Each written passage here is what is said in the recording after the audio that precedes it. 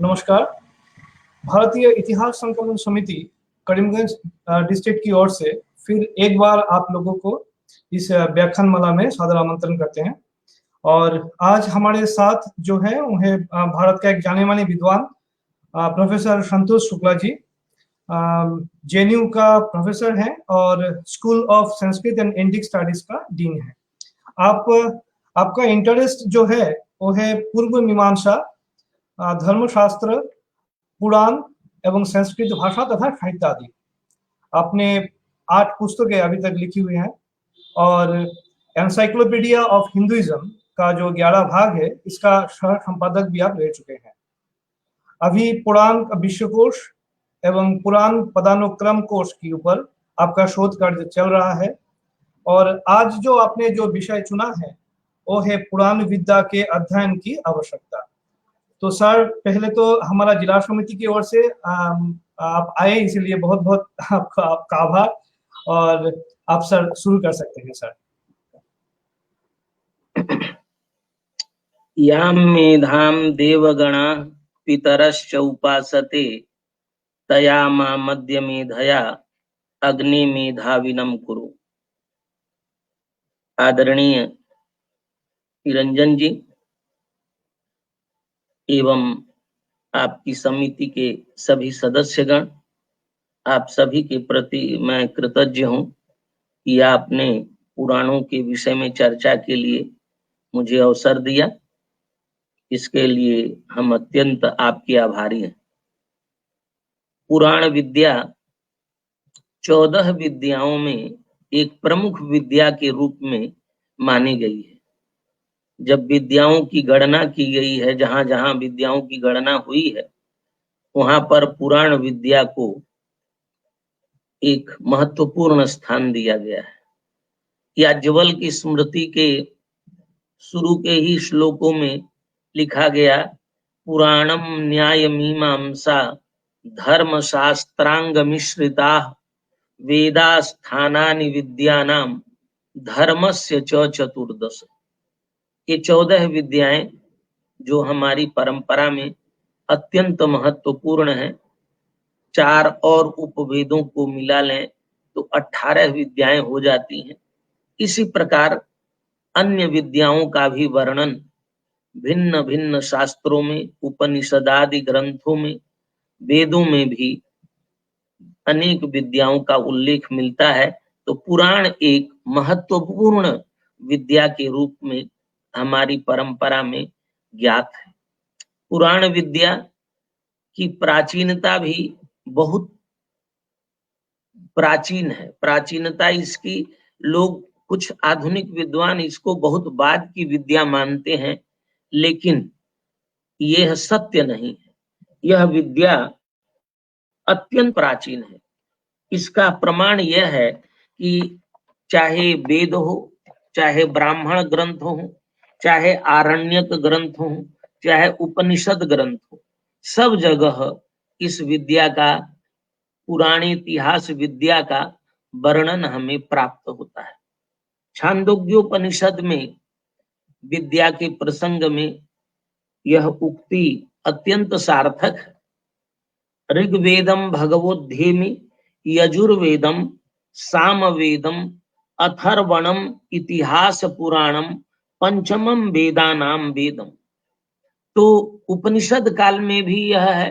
तो इस विद्या को किस तरह से हम कह सकते हैं यह बहुत बाद की विद्या है? यह सत्य नहीं, यह वैदिक कालीन ही विद्या है। जब से वेद है उसी के साथ पुराणों की धारा भी चली है। मत्स्य पुराण में आता है कि पुराणम सर्वशास्त्राणम प्रथमम ब्रह्मणा स्मृतम नित्यम शब्दमयम पुण्यम शतकोटि प्रविस्तरम अनंतरम च वक्तृभ्यः वेदास्तस्य विनिर्गता। उसी समय से, वैदिक काल से ही ये पुराण विद्या भी, वेद विद्या के साथ पुराण विद्या, ये 2 धाराएं साथ में चलती रही। इसलिए यह विद्या नवीन नहीं है, यह अत्यंत प्राचीन है। और एक और उद्धरण प्राप्त होता है स्कंद पुराण का, जिसमें कहा गया है कि जो अभी हमें 18 पुराण मिलते हैं, पहले एक ही पुराण था। पुराण में कमेवासित तस्मिन् कल्पांतरे नृप त्रिवर्ग साधनम पुण्यम शतकोटि प्रविस्तरम। बहुत विस्तार वाला था, एक ही था पुराणम, पुराण विद्या। और पुराण विद्याओं में विद्याओं का जब विस्तार हुआ तब उसका कारण बताया उन्होंने, काले ना ग्रहणम दृष्ट्वा। धीरे धीरे लोग उतनी बड़ी विद्या का अध्ययन नहीं कर पा रहे थे, इसीलिए उसका संहिताकरण हुआ। काले ना ग्रहणम दृष्ट्वा पुराणस्य ततो नृप व्यास रूपम विभुम कृत्वा संहरेत स युगे युगे चतुर्लक्ष प्रमाणेन द्वापरे द्वापरे तदा तदष्टादशधा कृत्वा भूलोकेस्मिन् प्रकाशते अद्यापि देवलोकेस्मिन् शतकोटि प्रविस्तरम तदर्थोत्र चतुर्लक्षः संक्षेपेण निवेदितः पुराणानि दशाष्टौ च सांप्रतम तदिहुच्यते। इसका तात्पर्य यह है कि पुराण एक ही और बड़ा विस्तार वाला था, लेकिन समय के अनुसार उस संपूर्ण विद्या का ग्रहण करना बड़ा मुश्किल हो गया। तब व्यास ने, कृष्ण द्वैपायन वेद व्यास ने द्वापर में इस विद्या का अष्टादशधा विभाग किया। तदष्टादशधा कृत्वा भूलोकेस्मिन् प्रकाश्यते। तो अष्टादश संहिताओं का विभाजन हुआ।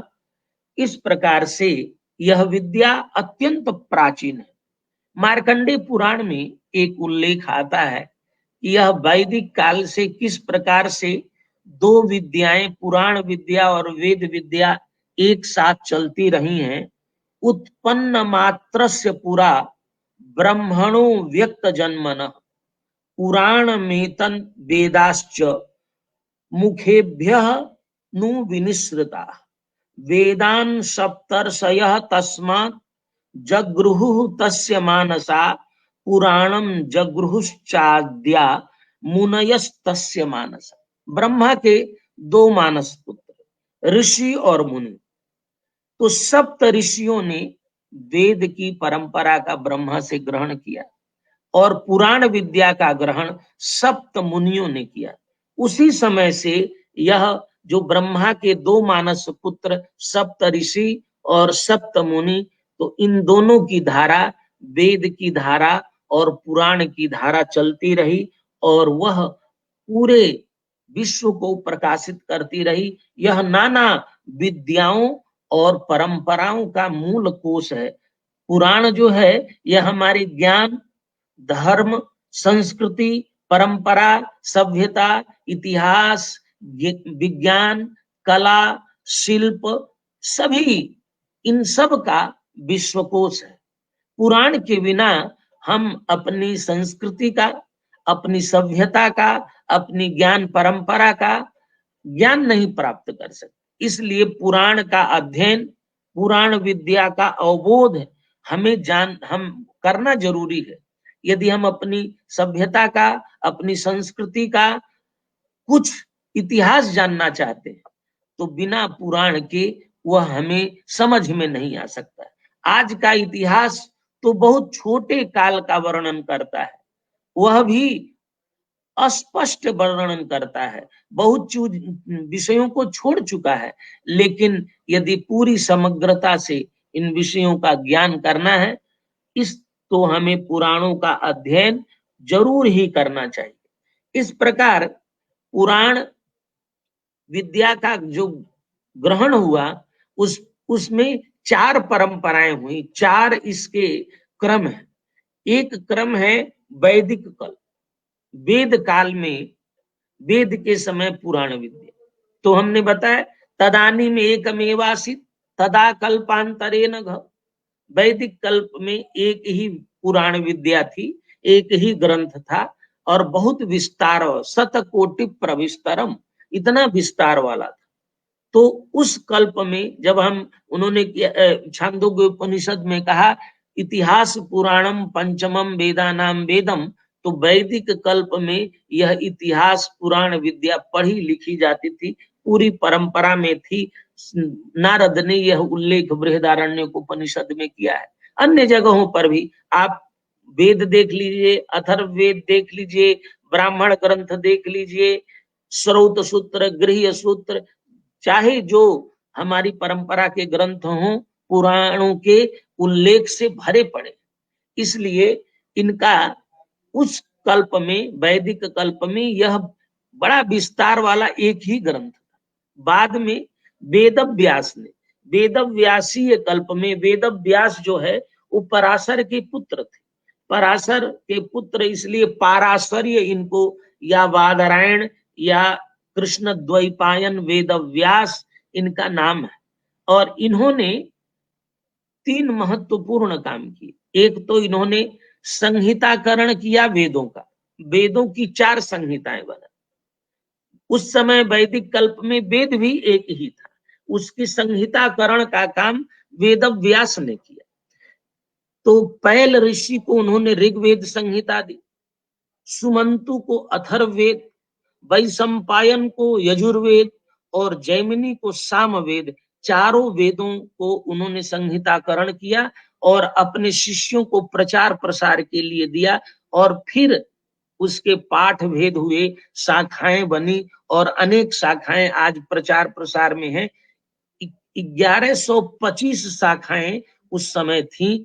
ये हमारी इतिहास ग्रंथों में, व्याकरण के ग्रंथ में इसका उल्लेख है। सहस्र वर्तमान सामवेद, सामवेद की 1000 शाखाएं, शतम अध्वर्यु शाखा, 100 शाखाएं यजुर्वेद की थी, नवदा थर्वणो वेद, 9 शाखाएं अथर्ववेद की थी। इस प्रकार से ये शाखाएं थी और पूरी परंपरा में संपूर्ण लोग, भारतवर्ष के सब लोग अपने अपने वेद का अध्ययन करते थे, ज्ञान करते थे। उसकी शाखाएं थी, उनके श्रौत सूत्र से थे, गृह्य सूत्र थे, धर्म सूत्र थे, ब्राह्मण ग्रंथ थे, आरण्यक थे, उपनिषद से। प्रत्येक वेद की अपनी परंपरा थी और उस परंपरा, इसीलिए भारत में जो विविधता, बहुलता, कर्मकांड की, आचरण की, व्यवहार की दिखती यही है, क्योंकि हमने बहुलता को बड़े आदर के साथ स्वीकार किया है। और हम मानते हैं कि हर व्यक्ति अलग अलग ढंग से, अलग अलग तरीके से अपना सोच सकता है, कर्मकांड कर सकता है, विचार कर सकता है, विमर्श कर सकता है। तो इस प्रकार से यह भेद होते भी उसमें मूल एक तत्व है, और उसी एक तत्व के चिंतन के कारण पूरी वैदिक परंपरा समग्र भारतवर्ष में व्याप्त थी। उसी प्रकार से पुराण की भी परंपरा, और इतनी व्यापक परंपरा थी। हम जब तैतरीयोपनिषद कहते हैं, पढ़ते हैं, तो उसमें एक श्लोक आता है, स्वाध्याय प्रवचनाभ्याम न प्रमदितव्य। तो स्वाध्याय जो होता है वेद का होता है, और प्रवचन पुराणों का होता था। तो प्रवचन की जो परंपरा थी पुराणों की, वेद की जो परंपरा थी उसके स्वाध्याय की, ये निरंतर चलती रही। और पुराण के अध्ययन और अध्यापन की एक निरंतरता चलती रही। तो वेदव्यास ने तदष्टादशधा कृत्वा, उनका महत्वपूर्ण योगदान रहा। वेदव्यास ने पुराण विद्या का संहिताकरण किया और अष्टादश संहिताओं में उसका विभाग किया, और उन्होंने अपने शिष्यों को इस विद्या का अध्यापन कराया। और उनके 6 शिष्यों ने इस विद्या का ग्रहण किया, उनके पुत्र ने भी, सुखदेव ने भी इस विद्या का ग्रहण किया, पुराण विद्या का।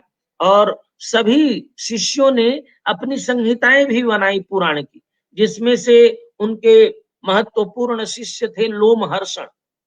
लोमहर्षण की संहिताएं पुराण की संहिताएं बनी, क्योंकि वेदव्यास की संहिता में, पुराण संहिता में संवाद नहीं था, विषयों का विवेचन था। लेकिन लोमहर्षण की संहिता में पहली बार संवाद आए, प्रश्नोत्तर आया। एक आप परंपरा में जानते हैं कि नैमिषारण्य में जब लोमहर्षण जा रहे थे, उधर से निकलते हुए देशाटन में और प्रवचन, पुराण के प्रवचन में जा रहे थे, तो वहां बहुत सारे मुनि लोग इकट्ठा थे, बहुत ऋषि जो अरण्यवासी थे वो इकट्ठा थे वहां नैमिषारण्य में। तो उन्होंने उनसे निवेदन किया कि आप पुराण विद्या का प्रवचन करिए, आप वेद व्यास के साक्षात शिष्य हैं, तो आप पुराण विद्या का प्रवचन करें। तो उन्होंने पुराण विद्या का प्रवचन किया और 8 पुराणों का उपदेश उन्होंने किया। उनको जो इच्छा हुई वो प्रश्न की, संवाद हुआ। लेकिन 8 पुराण के बाद आगे का प्रवचन उनसे नहीं हो पाया। तो फिर उनके पुत्र ने उग्रश्रवस ने पुराण विद्या का वहां प्रवचन किया, अष्टादश संहिता का वहां प्रवचन किया और संवाद, तब से ये पुराण में संवाद की परंपरा हुई, प्रश्न उत्तर की परंपरा हुई। तो हमारी 3 इस तरह से संहिताएं रही, एक वेद व्यास की संहिता, एक लोमहर्षण की संहिता, और भी उनके शिष्यों ने संहिता बनाई थी, और उग्र श्रवस की संहिता। इसीलिए हम भारतवर्ष में भिन्न भिन्न संहिताओं को देखते हैं, पाठ भेद देखते हैं, तो समझ में नहीं आता है कि ये पाठ भेद क्यों है। इसका मूल कारण ये है कि हमारे पास कौन सी संहिता है ये हमें ज्ञात नहीं है। ये लोमहर्षण वाली संहिता है या उग्र श्रवस की संहिता है या वेद व्यास वाली ही मूल संहिता चली आ रही है, क्योंकि ये मौखिक परंपरा में होने के कारण ये पूरी पुराण विद्या क्या, हमारी समग्र विद्याएं मौखिक परंपरा में थी, सब मुखस्थ थे। क्योंकि हम लोग मानते थे कि पुस्तक स्थातु या विद्या पर हस्तगतम धनम कार्य काले समुत्पन्ने न सा विद्या न तद्धनम। जो विद्या किताब में रहे और जो धन दूसरे के हाथ में रहे वह काम पढ़ने पर उपस्थित नहीं होते। इसलिए विद्या मुखस्थ होनी चाहिए। तो हमारी परंपरा में चाहे व्याकरण हो, चाहे वेद हो, चाहे पुराण हो, चाहे अन्य दर्शन शास्त्र हो, सब मुखस्थ थे, मौखिक परंपरा में थे। इसीलिए हमारे पास जो पांडुलिपियां भी मिलती वो बहुत बाद की है, उनका लेखन होता रहता था, क्योंकि पुस्तक दान की परंपरा पुराणों में बहुत विस्तार से बताई गई है कि ग्रंथ दान का क्या महत्व है। तो ग्रंथ दान नए विद्यार्थियों को दिया जाता था, यह पुराणों ने बताया।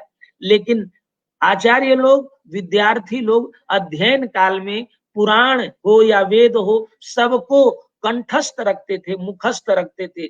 इसकी परंपरा को स्वाध्यायोध्येतव्य इस वैदिक विधि वाक्य में किया गया है। स्वाध्यायोध्येतव्य का मतलब है कि स्व माने स्व वेद शाखाया, अध्ययनम अध्यायः। और अध्ययन कैसे करना है, तो गुरुमुखोच्चारणानुच्चारण पूर्वकम, एक बार गुरुजी उच्चारण करेंगे और 3 बार कम से कम या 5 बार उसके शिष्य अनुच्चारण करेंगे। तो अनुच्चारण करने की इस परंपरा से, पारायण की इस परंपरा से सारी समग्र विद्याएं हमको मुखस्थ हो जाती थी। और मुखस्थ परंपरा से हम पुराण विद्या का हो या वेद विद्या हो या उपनिषद विद्या हो या अथर्ववेद की परंपरा हो या आयुर्वेद की परंपरा हो, 14 विद्याएं, अष्टादश विद्याओं की परंपरा का हम आगे परिवर्धन करते रहे। और मौखिक होने के कारण उसमें अनेक पाठ भेद भी बनते रहे, क्योंकि उसमें कुछ चीजें जुड़ती रही और कुछ घटती रही। केवल एक, क्योंकि वेद को हम अपौरुषेय परंपरा से मुख्य रूप से जोड़े थे, इसलिए वेद के लिए हमने उसके 8 प्रकार के अन्य पाठ भी तैयार किए, विकृति पाठ, जिससे कि एक भी पद, एक भी शब्द इधर से उधर ना हो। इसीलिए वेद का एक मुख्य पाठ जिसको हम संहिता पाठ कहते हैं, इसके अतिरिक्त जटा, माला, शिखा, रेखा, ध्वजो, दंडो, रथो, घन, ये अष्टौ विकृतयः प्रोक्ता क्रम पूर्वा महर्षि भी। ये 8 विकृति पाठ इसलिए कि किसी भी तरह से कोई भी पाठ यदि कहीं नष्ट हो जाए तो हम पुनः उस पाठ को एज इट इज तैयार कर सकें। इसलिए एक संहिता पाठ, एक पद पाठ, एक क्रम पाठ, जटा पाठ, शिखा पाठ, इस तरह से ये दुनिया का अद्भुत नजारा है कि कोई दुनिया का कोई ग्रंथ नहीं हो सकता जिसको 8 तरीके से पढ़ा जाए, उसके 8 पाठ। ये आज भी, ये हमारा सौभाग्य है कि आज भी वह मौखिक परंपरा में किसी भी वेद शाखा के 8 पाठ प्रकाशित नहीं है, ये सब मौखिक परंपरा में है। तो इस प्रकार से पुराणों की भी पूरी परंपरा मुखस्थ थी और पूरे देश भर में पुराण विद्या का प्रवचन होता था। पुराण विद्या एक ऐसी विद्या थी जिसके माध्यम से अन्य विद्याओं का प्रचार प्रसार किया जाता। अग्नि पुराण के बारे में कहा जाता है, मत्स्य पुराण के बारे में कहा जाता है कि ये इंसाइक्लोपीडिक नेचर के हैं, क्योंकि इनमें सब विद्याओं का विचार विमर्श किया गया है। काव्य शास्त्र का मूल पढ़ना हो तो अग्नि पुराण पढ़ा जाता है। आग्ने ये ही पुराणेस्मिन् सर्वाः विद्या प्रदर्शिता। अग्नि पुराण में सारी विद्याएं प्रदर्शित है। मतलब हम मौखिक परंपरा में जब पुराण का प्रवचन करते थे तो उस प्रवचन व्यास पीठ से हम सारी दुनिया को ज्ञान का विस्तार करते थे, ज्ञान बांटते थे।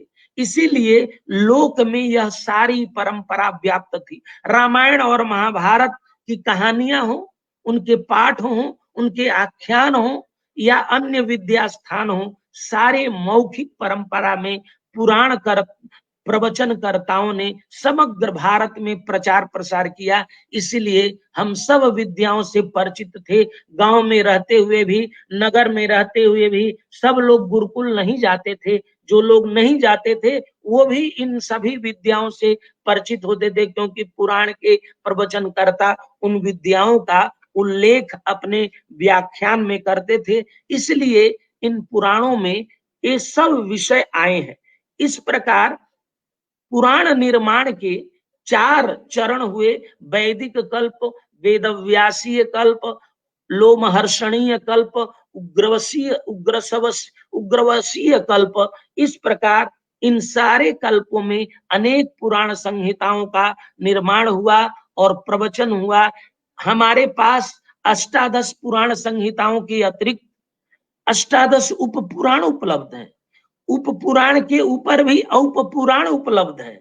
हमारे पास आज लगभग 100, 125, 150 के आसपास पुराण, मुख्य पुराण 18 पुराणों के अतिरिक्त उप पुराण, औप पुराण आदि उपलब्ध है।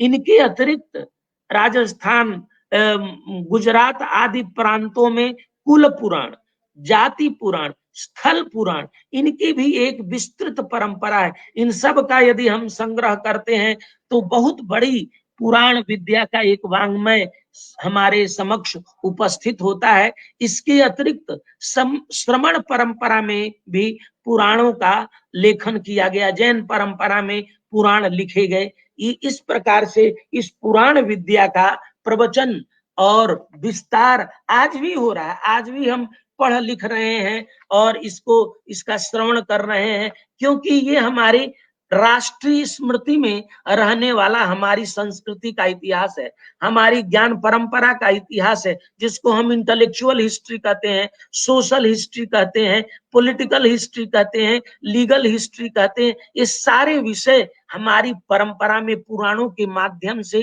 पूरे भारतवर्ष में प्रचारित प्रसारित हुए।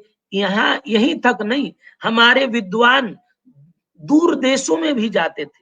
साउथ ईस्ट एशिया हो या अन्य सुदूर प्रांत हो, उन प्रांतों में ज्ञान के प्रचार प्रसार के लिए यहाँ से विद्वान जाया करते थे। अशोक ने अपने पुत्रों को भी धर्म प्रचार के लिए भेजा, अपने संतानों को भेजा। अनेक आचार्य, आयुर्वेद के आचार्य हो, वेद के आचार्य हो, अन्य विद्याओं के आचार्य हो, दूर देशों तक जाते थे। सुदूर देशों में जाकर के इन ज्ञान परंपराओं का प्रचार प्रसार करते थे। और पुराण एक महत्वपूर्ण माध्यम था। इन माध्यम से हम भारत के सामाजिक पक्षों का भी ज्ञान करते थे। और हमारे बाद के जितने भी काव्य, नाटक, महाकाव्य सब लिखे गए, उनके मूल में हमारी यही इतिहास पुराण के ग्रंथ थे। चाहे रामायण हो, चाहे महाभारत हो, चाहे पुराण हो, इन्हीं को आधार बना करके बाद के कवियों ने, लेखकों ने, भारतीय बाद की भारतीय भाषाओं के लेखकों ने उन पुराणों के या इतिहास और रामायण ग्रंथों के माध्यम से नए साहित्य का सृजन किया, नए ग्रंथ का सृजन किया, लेकिन वही मूल भावना, मूल परंपरा, जब कालिदास लिखते हैं शैशवेभ्यस्त विद्यानाम यौवने विषयैषिणाम वार्धक्ये मुनिवृत्ति नाम योगे नान्ते तनुत्यजाम, तो ये परंपरा पुराण की थी, ये पुराण के चतुराश्रम व्यवस्था की बात थी। तो ये जो धर्मशास्त्र के परंपरा हो या पुराण की परंपरा हो या व्याकरण की परंपरा हो, यह हमारी सारी परंपरा, समग्र परंपरा पौराणिक ग्रंथों में, पौराणिक विषयों में आया।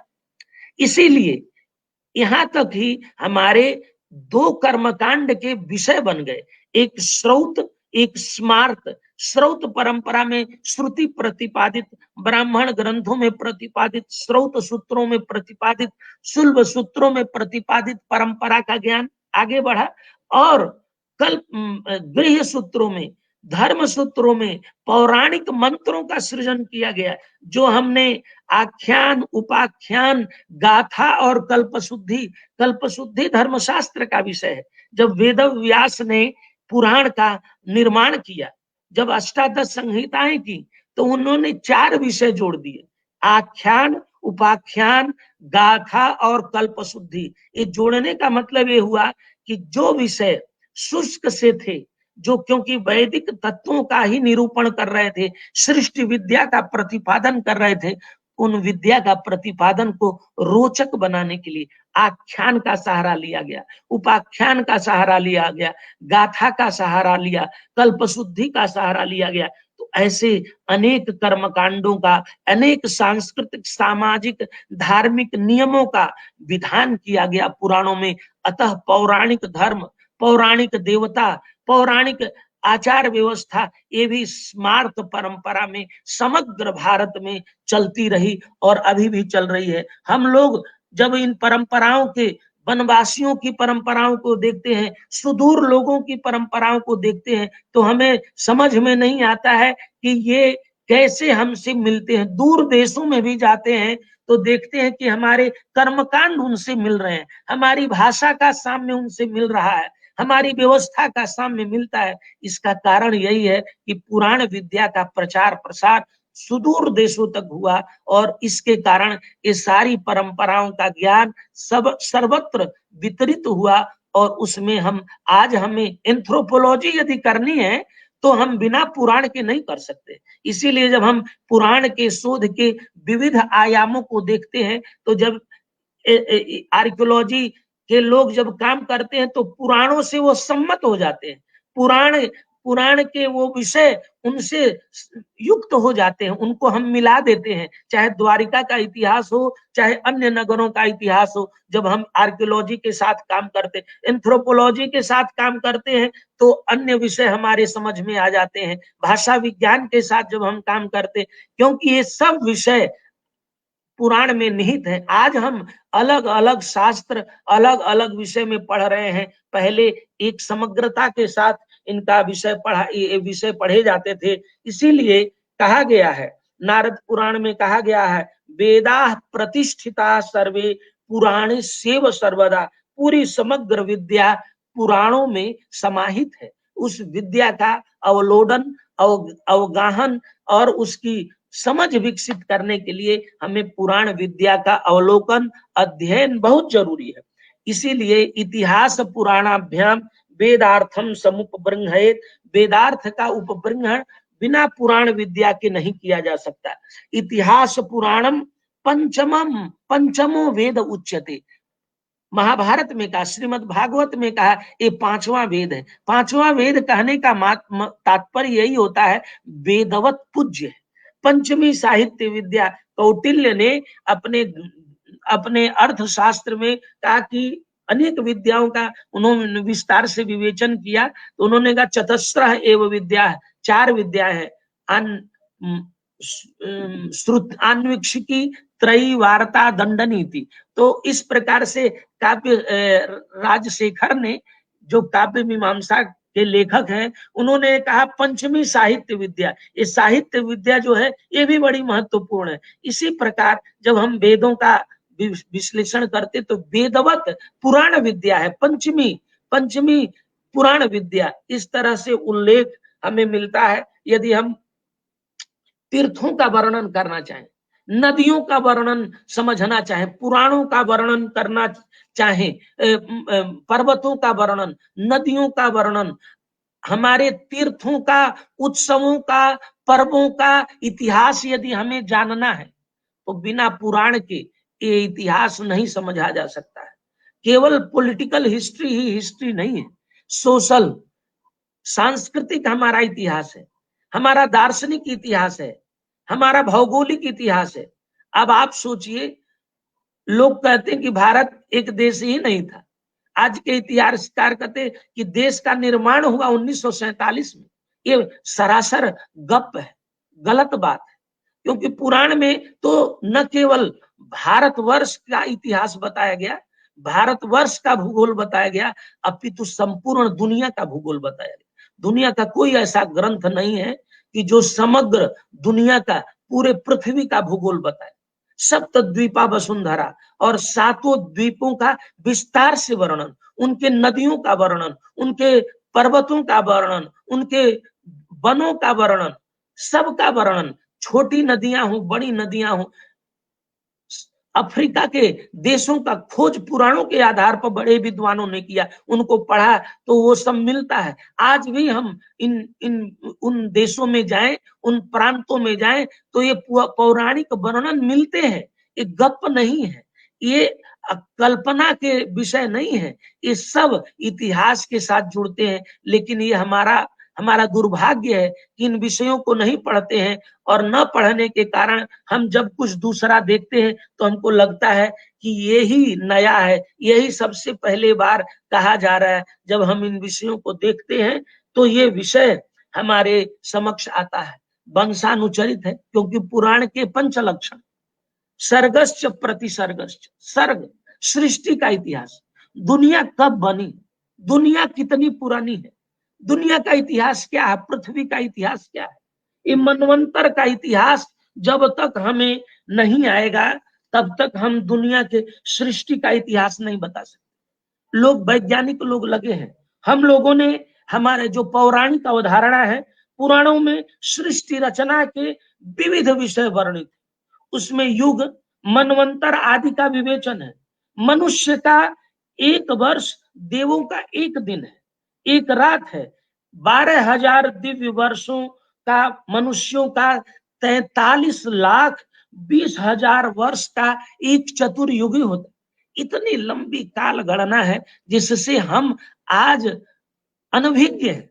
इस काल गणना का जब हम ज्ञान करते हैं तो सृष्टि का इतिहास समग्रता से, पूरे दुनिया का, पूरे पृथ्वी का, सृष्टि कैसे, किस प्रकार से, केवल पृथ्वी का ही नहीं, संपूर्ण ब्रह्मांड के बारे में यह विवेचन हमारे पुराणों में मनवंतर के रूप में, काल गणना के रूप में विस्तार से बताया गया है।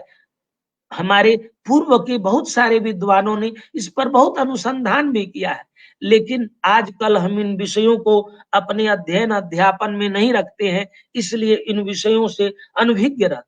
वंश की परंपरा, वंश दो प्रकार के होते हैं, एक ऋषि वंश और एक राजवंश। राजवंशों का इतिहास, राजवंशों का इतना विस्तृत इतिहास है, लेकिन आज के इतिहासकारों ने उसे स्वीकार ही नहीं।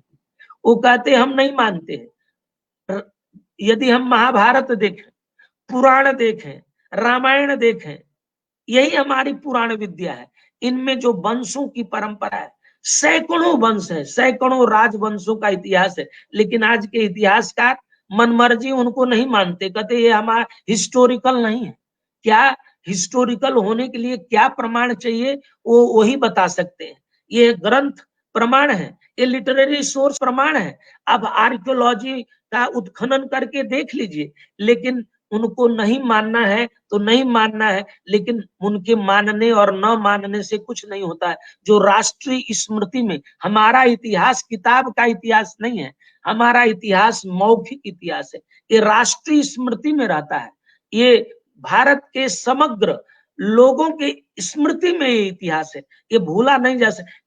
पाठ्यक्रम का इतिहास तो भूल जाएगा, लेकिन ये जो मौखिक परंपरा का इतिहास है, रामायण महाभारत का इतिहास है, इसको भारत की जनता कभी नहीं भूलती है।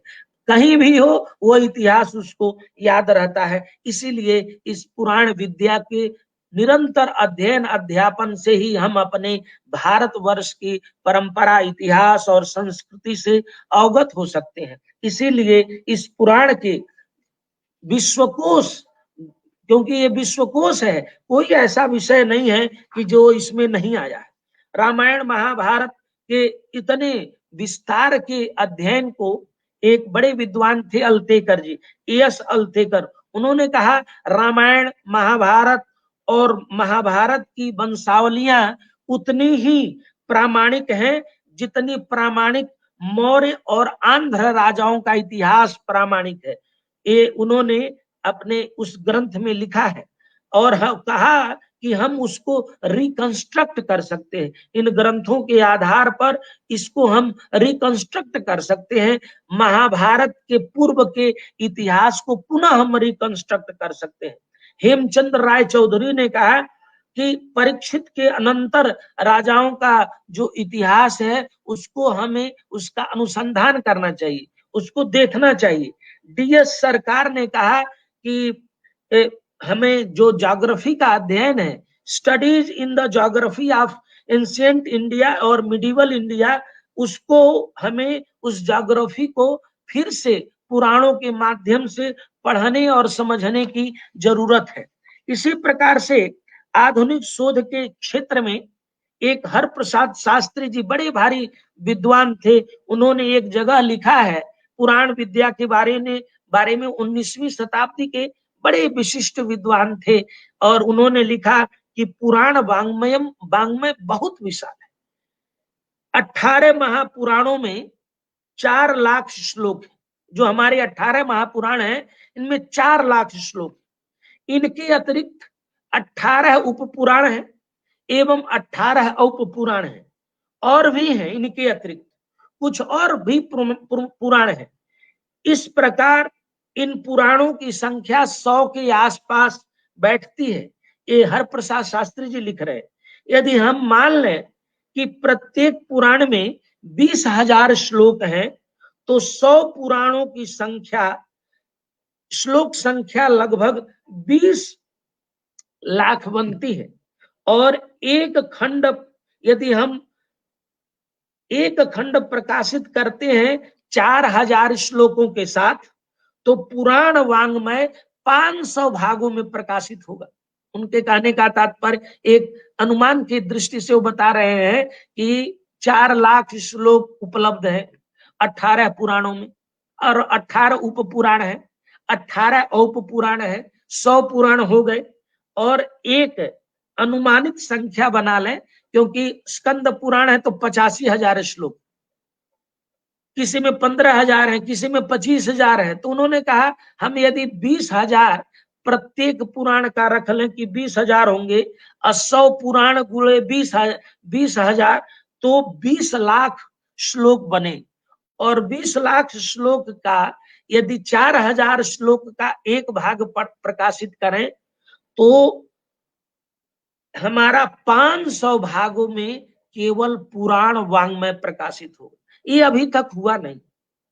ये इस तरह से कुछ इधर बिखरा हुआ है, कुछ उधर बिखरा हुआ है, कहीं पाठ भेद, तो इसलिए इनका सबका एक समन्वित संस्करण बना करके 500 भागों में पुराण वांग्मय को प्रकाशित 500 भागों में किया जा सकता है। और इसके अध्ययन और शोध के लिए पूरे जीवन लगाना चाहिए। लेकिन अभी तक इसके लिए किसी ने अपना जीवन अभी तक नहीं लगाया है कि पुराण विद्या के लिए कोई एक समग्र संस्थान हो, कोई एक व्यक्ति हो, ऐसा लगा दिया हो। लेकिन यह लगाने की जरूरत है। इसके लिए एक व्यक्ति का 100 व्यक्ति के समय की जरूरत है जो लगाए, तब यह पुराण विद्या का पुनः प्रकाशन होगा। कर्माकर जी, आरडी कर्माकर जी ने एक बार ओरिएंटल कॉन्फ्रेंस के अपने वक्तव्य में कहा कि पुराण अध्ययन एवं शोध पर जितना ध्यान देना चाहिए उतना ध्यान नहीं दिया गया। इस कारण इसमें बहुत मेहनत करने की जरूरत है। राजेंद्र आरसी हाजरा जी ने तो परिश्रम पूर्वक उन्होंने अपना पूरा जीवन, आरसी हाजरा जी ने अपने जीवन को समर्पित कर दिया था पुराण विद्या के लिए और बहुत कार्य किया, लेकिन आज पुनः जरूरत है इस कार्य को आगे बढ़ाने के लिए। इसके पहले विदेशी विद्वानों की बात हम बताएं, 1784 में 1784 में राधाकांत शर्मा एक कलकत्ता में एक विद्वान थे, उनसे वारेन हेस्टिंग ने अनुरोध किया कि पुराणों की एक समरी तैयार की जाए और जिसका नाम हो, जिसका बाद में नाम रखा गया पुराणार्थ प्रकाश।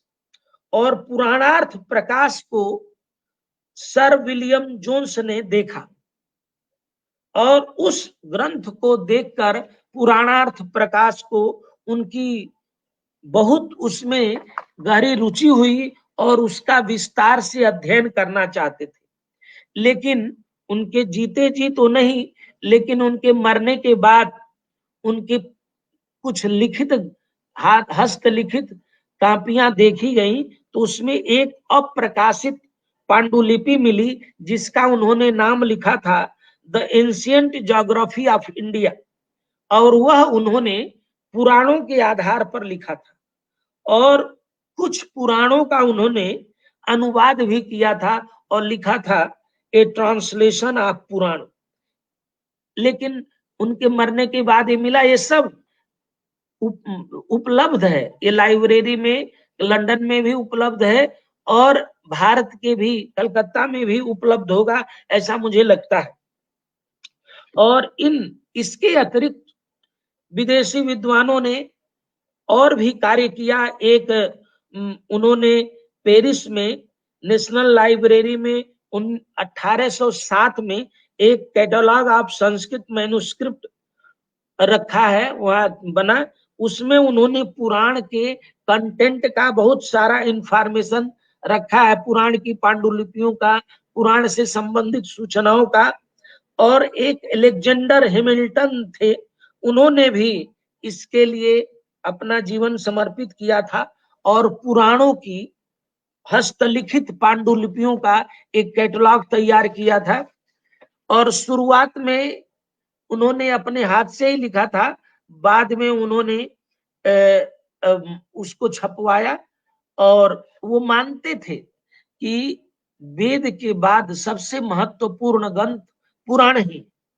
और 1830 में अंग्रेजी सेना में एक सेना के अधिकारी थे कैनेडी, उन्होंने भी पुराणों का अध्ययन किया और उनकी इच्छा थी कि संपूर्ण पुराण वाङ्मय का एक सर्वेक्षण तैयार किया जाए, सर्वे ऑफ द इंटायर पौराणिक लिटरेचर का। और वह जितना कर सके वो किए, वो भी कुछ आधा अधूरा उपलब्ध है। इसके बाद एक बड़े विद्वान थे एच विल्सन जी, जो ऑक्सफोर्ड यूनिवर्सिटी के पहले संस्कृत प्रोफेसर बने और उन्होंने पुराण के शोध के लिए एक व्यापक रूपरेखा उन्होंने तैयार की और उसके अध्ययन के लिए बहुत सारे भारतीय विद्वानों को लगाया। और उनका मन था, उन्होंने एक जगह लिखा है कि to prepare a minute index of each of the Puranas, एक एक पुराण का माइन्यूट इंडेक्स तैयार करना। किस श्लोक में इंडेक्सिंग हम करते हैं तो थोड़ा बहुत एक एक श्लोक के स्तर तक नहीं जाते हैं, या तो अध्याय के स्तर पर जाते हैं या और खंड के, लेकिन उनका विचार था कि बहुत नीचे तक एक एक श्लोक के स्तर तक जा करके पुराण में क्या है इसको निकाला जाए। और उन्होंने भारत के विद्वानों को, बहुत लोगों को लगाया और कुछ अंग्रेजी विद्वानों को भी लगाया। उनका ये था कि ये भारत के विद्वान संस्कृत में लिखेंगे और उसका अंग्रेजी अनुवाद विदेशी विद्वान करेंगे और वो स्वयं उसका निरीक्षण करते थे और बनाते थे। इस प्रकार ये सारी मूल पांडुलिपियां इंडिया ऑफिस लाइब्रेरी में अभी सुरक्षित हैं और एशियाटिक सोसाइटी में भी उसका कुछ भाग सुरक्षित है। और उन्होंने 1840 में एच विल्सन ने विष्णु पुराण का अंग्रेजी अनुवाद प्रकाशित किया 1840 में, और एक फ्रांस के विद्वान ने भागवत पुराण का अनुवाद प्रकाशित किया। बाद में कुछ विद्वानों ने उनके मन में गलतफहमी पैदा कर दी, क्योंकि उनका विश्वास था कि पुराण साहित्य भारत के अवबोध के लिए बहुत जरूरी। यद्यपि विदेशी विद्वानों के लक्ष्य बहुत थे, उनको कुछ छुपे हुए लक्ष्य थे, कुछ सार्वजनिक लक्ष्य थे, लेकिन फिर भी उन्होंने इन पुराणों के अध्ययन के लिए अपना जीवन लगाया और एक विस्तार से इसके शोध का विवेचन किया कि कैसे इस पर शोध किया जाए। 1840 में उनका विष्णु पुराण का अंग्रेजी ट्रांसलेशन प्रकाशित हुआ। उसमें भारतवर्ष का विस्तार से वर्णन हमें मिलता है, आज भी हम ग्रंथों में पढ़ते हैं। और उनका आगे और करना चाहते थे, लेकिन भारत के कुछ विद्वानों ने और विदेशी विद्वानों ने उनको कहा ये पुराण बहुत बाद के हैं, इसलिए इन पर ज्यादा मेहनत करने की जरूरत नहीं। उनके अंदर भ्रम फैला दिया और वह काम और आगे नहीं बढ़ पाया। और इस प्रकार बहुत सारे विदेशी विद्वान लगे और इस काम को कार्य किए। 1959 में काशी राज ट्रस्ट एक पुराण के अध्ययन के लिए बना और वहां के हमारे वासुदेव शरण अग्रवाल और बहुत सारे विद्वान लगे। बहुत सारे पुराणों का उन्होंने क्रिटिकल एडिशन भी बनाया। पुराणम नामक एक शोध पत्रिका वो चलाते थे और बहुत अनुवाद कार्य हुए, बड़े बड़े विद्वानों के लेख प्रकाशित हुए। इसके पहले भी बड़े विद्वानों ने काम किया है, लेकिन अग्रवाल जी ने 1960 के बाद पुराण अध्ययन को बहुत विस्तार दिया, शोध हुआ, संस्कृत में अन्य लोग तैयार हुए। और एक जर्मनी में एक प्रोजेक्ट तैयार हुआ, पुराण रिसर्च प्रोजेक्ट, और उस पुराण रिसर्च प्रोजेक्ट का एक पब्लिकेशन हुआ, अभी भी है, वो 2 भाग में है। ऑनलाइन उन्होंने बिब्लियोग्राफी बनाई, एपिक एंड पौराणिक बिब्लियोग्राफी, और वो ऑनलाइन है और 2 भागों में छपी है। 1985 तक उन्होंने जितना पुराण में रामायण महाभारत और पुराण पर जितने शोध कार्य हुए, क्योंकि रामायण महाभारत पुराण ये हम पुराण इतिहास विद्या के अंतर्गत मानते हैं, और इनको 1985 तक जितने दुनिया भर में शोध कार्य हुए थे उनको ले करके उन्होंने सब दिया हुआ है। आगे का कार्य बाकी है और हम लोगों को इस कार्य में लगना चाहिए और पुराण के अनुसंधान में जरूर हमें लगना है। इसके एक एक, क्योंकि एक एक पुराण में हम तो 5 विषय बड़े मुख्य रूप से कहते हैं, लेकिन एक एक क्षेत्र का 7 पुरियों का इतिहास लिखना हो, पर्वतों का इतिहास लिखना हो, नदियों का इतिहास लिखना हो, तो बिना पुराण के अपने ज्ञान की परंपरा को समझना हो, दार्शनिक विषयों को समझना हो, अपने सांस्कृतिक विषयों को समझना हो, तो पुराण के अध्ययन के बिना ये हम कर नहीं सकते। और भारत के हर प्रांत में, हर प्रदेश में और हर लोगों के मन में पुराण के प्रति एक दृढ़ आस्था और श्रद्धा भी है। इन विषयों को हमें, क्योंकि ये हमारे जीवन से जुड़े हुए हैं। यदि हम जब फिजिकल सर्वाइवल की बात हमारी होती है, जब हमें कुछ एक जीवन के निर्वाह की व्यवस्था हो जाती है, तब हम अपने जब बारे में सोचते हैं, अपनी संस्कृति, अपनी सभ्यता, अपनी भाषा, इसके बारे में सोचते हैं, तो इन प्रश्नों का समाधान बिना पुराण वाङ्मय के नहीं हो सकता है। इसीलिए हमें लगना पड़ेगा। और भारत के, क्योंकि भारत के प्रत्येक प्रांत से पुराणों का संबंध है, उनका वर्णन है। यदि ब्रह्म पुराण खोलते हैं तो गोदावरी का वर्णन हमें मिलता है, उस क्षेत्र का, महाराष्ट्र के क्षेत्र का वर्णन मिलता है। यदि हम रेवा खंड देखते हैं तो मध्य प्रांत का वर्णन मिलता है। प्रभास देखते हैं, प्रभास खंड खोलते हैं तो पूरे गुजरात का वर्णन हमें वहां प्राप्त होता है, काशी खंड। तो पुराणों में जो हमारे समग्र जीवन का वर्णन है उनको समझना और पढ़ना, क्योंकि हम यदि नहीं जानेंगे तो हमें अपने बारे में स्मृति भ्रंश हो जाए। अपना जो व्यक्ति अपना इतिहास नहीं जानता है तो उसका भविष्य अंधकारमय होता है। भविष्य बनाने के लिए अपने इतिहास को जानना जरूरी है, अपनी संस्कृति को जानना जरूरी है, अपनी ज्ञान परंपरा को जानना जरूरी है। हमारे यहाँ कितनी विद्याएं पढ़ी जाती थी।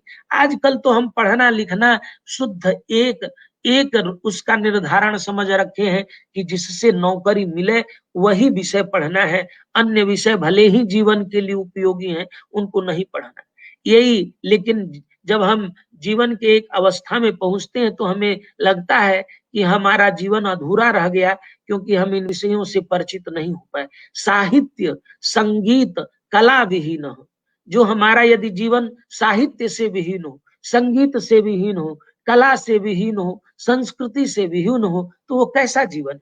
वो तो पशुवत जीवन है। कहा गया है नीति श्लोकों में, आहार निद्रा भय मैथुनम च, आहार निद्रा भय मैथुन सामान्य में तद पशुभिर नराणाम। यह सामान्य है, ये पशु और मनुष्य में तो सामान्य है, उसका क्या अधिक है? धर्मो ही तेषाम अधिको विशेष। धर्म माने कर्तव्य का अवबोध। हमें अपने संस्कृति का जब तक अवबोध नहीं होगा, हमें अपनी परंपरा का, अपने दर्शन का, अपने ज्ञान के विविध क्षेत्रों का बोध नहीं होगा, तब तक हमारा जीवन कैसे समृद्ध और विकसित होगा। इसलिए इन विषयों को जानना हमारी परंपरा में ब्रह्म यज्ञ का अर्थ होता है नित्य स्वाध्याय। नित्य स्वाध्याय निरत गृहस्थ के लिए और ब्रह्मचारी के लिए तो स्व अध्ययनम एवं तपः माना गया। गृहस्थ के लिए कहा गया कि सोना नहीं चाहिए दिन में, जब समय मिले अपने गृहस्थ के कर्मों से तो निरंतर कुछ न कुछ अध्ययन करते रहना चाहिए। तो हमें संकल्प लेना चाहिए कि हम घरों में पुराण का अध्ययन करेंगे। एक एक पुराण का अध्ययन, एक एक उपनिषदों का अध्ययन करने से अपनी ज्ञान परंपरा से हम परिचित होंगे। और जो व्यक्ति अपनी ज्ञान परंपरा से परिचित नहीं होता है तो वो कैसा भारतीय कहलाएगा। इसलिए इन सब विषयों का मैं यही, क्योंकि समय बहुत हो गया है, इतनी ही बात कह करके आप सभी से अनुरोध करता हूं कि हम लोगों को पुराण विद्या के अध्ययन, शोध और अध्यापन में अपने को लगाना चाहिए। क्योंकि ज्ञान परंपरा में कहा गया है अध्ययन के 4 स्तर होते। अधीत, अध्ययन करना, बोध करना, आचरण करना और प्रचार करना। अधीति बोधा चरण प्रचारण, 4 प्रकार से विद्या उपयुक्त होती है। इन्हीं शब्दों के साथ अपनी वाणी को विराम देता हूँ। पठनात् पाठनात् चैव प्रचारात् व्यवहारतः रक्षिष्यामि प्रयत्नेन स्वीयं सारस्वतम निधिम। धन्यवाद, नमस्कार। सर धन्यवाद आपको। सचमुच हमारा जीवन अभी भी बहुत अधूरा है। सुनने के बाद लगता है कि क्या हमने जाना और क्या हमने सीखा। अभी तक बहुत कुछ नहीं जाना और कुछ नहीं सीखा, क्योंकि हमने पुराण नहीं पढ़ा। तो आज यही बात है कि आपने जो हम लोगों को दिशा दिखाया कि पुराण का जो महत्व कैसा है और भारत के इतिहास को जानने के लिए और समझने के लिए पुराण का अध्ययन कितना जरूरी है। इसलिए आपको बहुत बहुत धन्यवाद सर। और हमारा जो दर्शक हैं सबको बहुत अच्छा लगा है। और शायद अब हमारे गृहस्थ जीवन में भी हम फिर से पुराण पढ़ना शुरू करेंगे। और हमारा ये आपका जो व्याख्यान रहा, ये हमारा YouTube चैनल में भी अभी अवेलेबल होगा। ये हम दर्शकों को बता देना चाहते हैं। और जैसे कि ये बहुत सुंदर चीज सबके सामने रहे, सब सुने और अपने जीवन में उसका प्रयोग करें। तो भारत इतिहास संकलन समिति करीमगंज जिला की ओर से सर फिर से आपको धन्यवाद और दर्शकों को धन्यवाद। फिर से नेक्स्ट संडे को हम सभी और पुनर्बार हम मिलेंगे। इसी दिशा से भारत माता की जय। सब सुखी रहे, शांति।